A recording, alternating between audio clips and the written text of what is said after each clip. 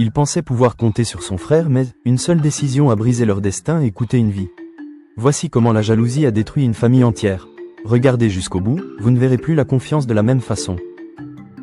Dans les rues vivantes de Cotonou, là où les klaxons se mêlent aux cris des vendeurs de marché, deux frères grandissaient sous le regard du quartier. Samuel, 32 ans, était mécanicien. Travailleur infatigable, il avait construit sa réputation à force de patience et d'honnêteté. Chaque moteur réparé renforçait la confiance que ses voisins plaçaient en lui. À ses côtés, son cadet David, 28 ans, nourrissait des rêves différents. Là où Samuel voyait la valeur de l'effort, David ne jurait que par l'argent facile, la réussite rapide et les raccourcis dangereux. Leur complicité faisait l'admiration de tous, mais leur différence semait déjà les graines de la rivalité. Un soir, le destin leur tendit une chance unique.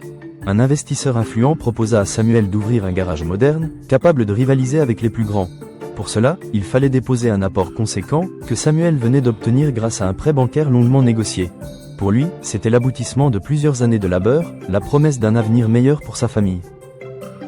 Il confia son rêve à David. « Frère, si ce projet marche, nous pourrons enfin donner à maman la vie qu'elle mérite. » Mais derrière le sourire de David se cachait un regard sombre. Pourquoi Samuel, encore lui, obtenait cette reconnaissance ? Pourquoi lui, l'aîné aux mains couvertes de cambouis, était-il vu comme un modèle, tandis que lui restait dans l'ombre ? Ce soir-là, Samuel commit une imprudence. Il laissa sur la table la clé de la caisse où reposait l'argent du prêt. Un détail insignifiant en apparence, mais pour David, ce petit objet brillait comme une tentation, une revanche, un raccourci vers la vie qu'il avait toujours voulu. Cette nuit-là, un simple geste allait déclencher une trahison irréversible et marquer le début d'un destin brisé. Le lendemain matin, le quartier s'éveilla dans le tumulte habituel. Mais chez Samuel, l'ambiance était lourde. Il s'approcha de la caisse du garage pour préparer son rendez-vous avec l'investisseur et son cœur s'arrêta. La caisse était vide. L'argent du prêt avait disparu. La nouvelle se propagea rapidement comme une traînée de poudre. Certains murmuraient déjà « Comment un homme si honnête a-t-il pu perdre une telle somme ?» La réputation de Samuel, bâtie sur des années de travail acharné, vacillait en un instant. Samuel fouilla chaque recoin, cherchant une explication rationnelle. Mais au fond de lui, une pensée lancinante refusait de se taire. Et si David avait pris l'argent ? Pourtant, son cœur d'aîné hésitait. Accuser son frère sans preuve, c'était risquer de briser leur famille à jamais. David, lui, jouait son rôle à la perfection. Il consolait Samuel, lui jurait soutien et fidélité. « Ne t'inquiète pas mon frère, nous trouverons une solution. » Mais derrière cette façade compatissante, il savourait déjà sa victoire. L'argent dérobé circulait discrètement entre ses mains.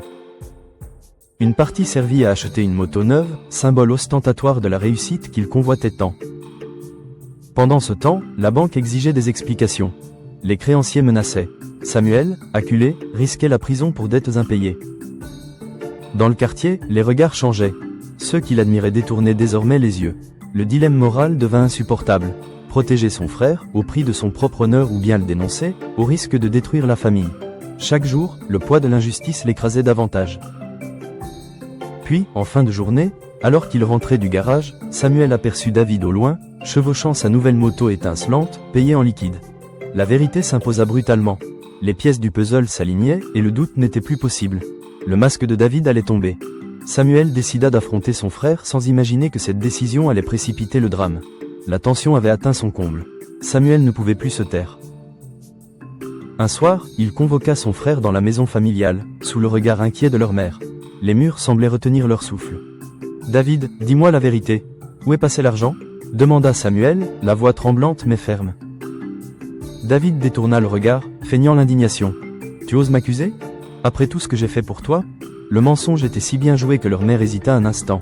Mais Samuel insista, sortant chaque détail, chaque incohérence. L'achat de la moto neuve, les dépenses soudaines.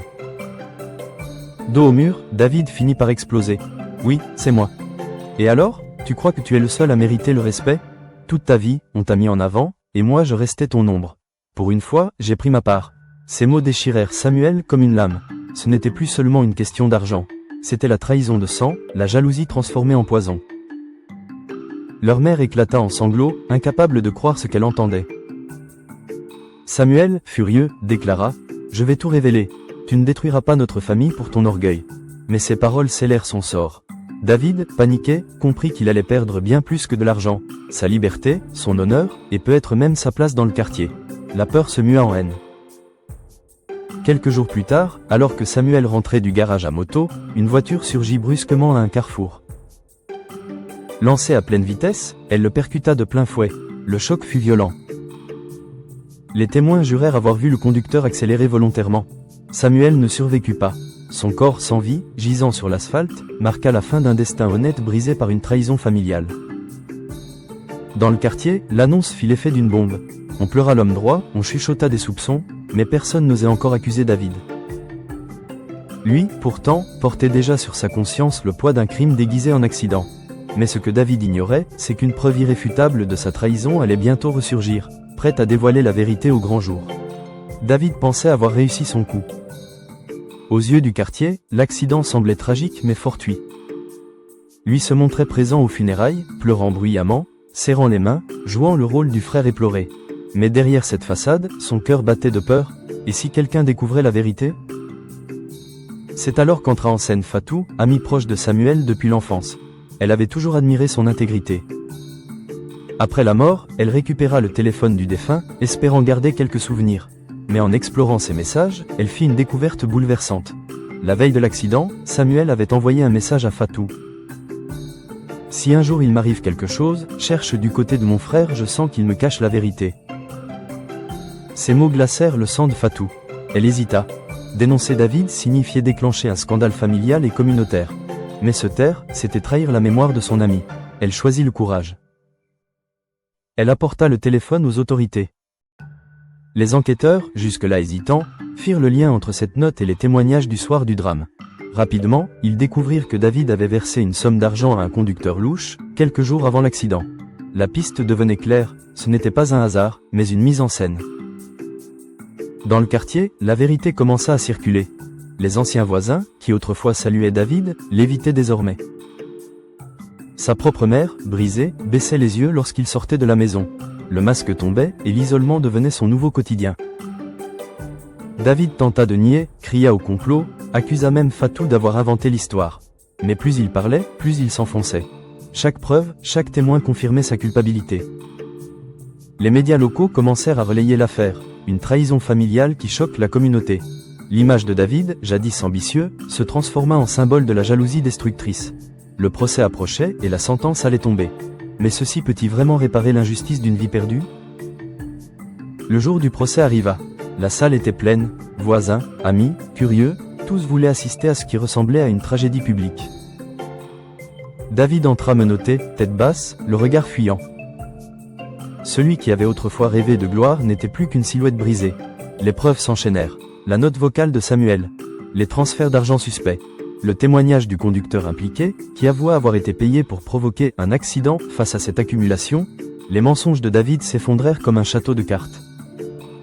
Quand la sentence fut prononcée de longues années de prison ferme, un silence pesant envahit la salle. Ta mère éclata en sanglots. Elle répétait sans cesse, « J'ai mis au monde 2 fils et je les ai perdus tous les 2. » Dans le quartier, les réactions furent partagées. Certains saluèrent la justice, d'autres pleurèrent la perte d'une famille entière. Le garage de Samuel, désormais fermé, devint un lieu de recueillement. On se souvenait de lui comme d'un homme intègre, un travailleur acharné qui n'avait jamais trahi personne. Mais le quartier, aussi solidaire qu'il soit, ne pouvait échapper à ses contradictions. Certains jeunes, fascinés par l'audace de David, chuchotaient qu'il avait osé faire ce que d'autres rêvent en silence. D'autres, plus âgés, secouaient la tête avec amertume. À quoi bon l'argent, s'il coûte une vie ? Les discussions s'enflammaient dans les ruelles, sur les bancs en ciment sous les manguiers. Fatou, elle, ne pouvait tourner la page. La nuit, elle rêvait encore du rire de Samuel, de ses mots pleins d'espoir. Elle se sentait responsable de porter sa mémoire. Alors elle lança une initiative discrète mais symbolique, un atelier pour les jeunes apprentis mécaniciens, baptisé « Les mains de Samuel ». Pas un garage, non juste un espace de transmission, où l'on parlait autant de technique que de valeur. Sur le mur, une simple phrase. La loyauté est le moteur de la confiance. David, enfermé derrière les barreaux, restait replié sur lui-même, il comprit trop tard l'ampleur de son geste. Il avait cru gagner de l'argent, il pensait acheter une place dans la lumière mais il avait tout perdu. Le respect de son frère, sa famille, son avenir et même sa dignité. La trahison n'avait pas seulement coûté une vie, elle avait brisé une lignée entière. La leçon de vie, la jalousie est un poison qui détruit d'abord celui qui la nourrit. L'argent peut se regagner, mais une vie perdue ne revient jamais. La confiance est un trésor. La trahir, c'est perdre bien plus que ce qu'on croyait gagner. Et vous, avez-vous déjà été trahi par un proche? Racontez-nous comment vous avez surmonté cette épreuve. Si cette histoire vous a touché, likez et activez la cloche. Abonnez-vous pour découvrir d'autres histoires palpitantes puissantes qui prouvent que chaque choix peut changer un destin.